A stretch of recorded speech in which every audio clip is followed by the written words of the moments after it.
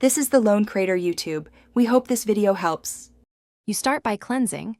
Remove oils and makeup so the tomato contacts skin directly.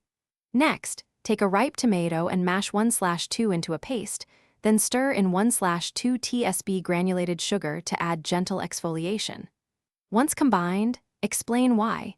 Tomatoes' natural acids can brighten, while sugar mechanically buffs dull cells.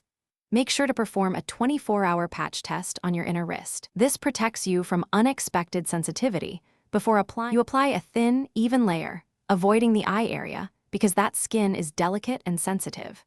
Then, massage gently in circular motions for 60 to 90 seconds. The sugar provides physical exfoliation while tomato helps dissolve dead skin. Do this to boost circulation and encourage gentle cell turnover.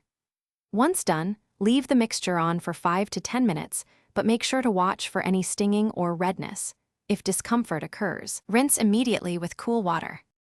You finish by rinsing thoroughly with cool water to neutralize acids and remove sugar granules.